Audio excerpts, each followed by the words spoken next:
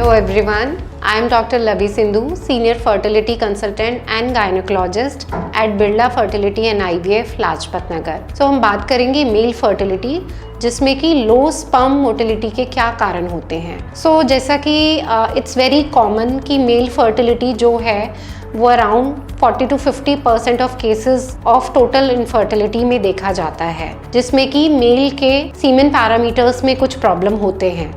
उनमें से एक बहुत ही इम्पॉर्टेंट रीज़न है कि जो स्पर्म्स की मोटिलिटी है वो कम होती है। तो सबसे पहले हम जानते हैं कि क्या रीज़न है जिसकी वजह से स्पर्म्स की मोटिलिटी कम होती है। कुछ ऐसे इन्फेक्शंस जो रिप्रोडक्टिव ट्रैक्ट में हो सकते हैं जिसकी वजह से स्पर्म्स की मोटिलिटी कम हो सकती है। उसके अलावा वेरिकोसील जो कि बहुत ही कॉमन कंडीशन है, जिसमें स्क्रोटम के आसपास की जो वेसल्स होती हैं वो डायलेटेड हो जाती हैं, जिसकी वजह से स्पर्म्स की मोटिलिटी पे इफ़ेक्ट आता है। इसके साथ ही कुछ ऐसे मेडिकेशंस, कोई स्टेरॉइड्स, जिमिंग या कुछ ड्रग्स लिए गए हों, उसकी वजह से भी स्पर्म की मोटिलिटी पे इम्पैक्ट पड़ता है।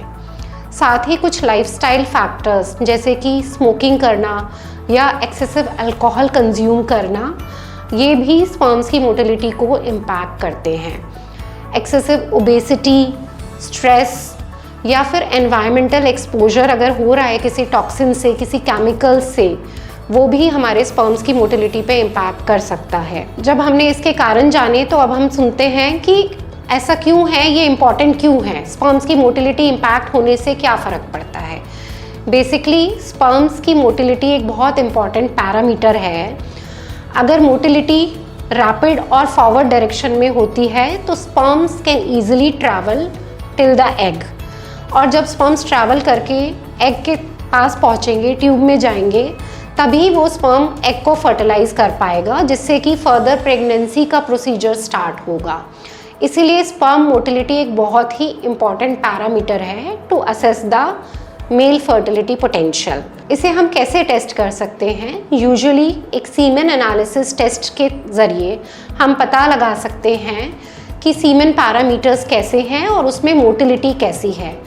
नॉर्मली जो हमारे गाइडलाइंस हैं वो कहती हैं कि अराउंड 40% मोटिलिटी होनी चाहिए, जिसमें से एटलीस्ट 32% प्रोग्रेसिव मोटिलिटी होनी चाहिए। मतलब 40% टोटल मोटिलिटी में से एटलीस्ट 32% ऐसा होना चाहिए जो फॉरवर्ड मूव कर रहे हैं, तभी वो स्पर्म्स जाकर एग को फर्टिलाइज कर सकते हैं। So if you are having this kind of report और any other report which suggestive of male infertility, then you can contact us at Birla fertility and IVF for further treatment. Thank you so much.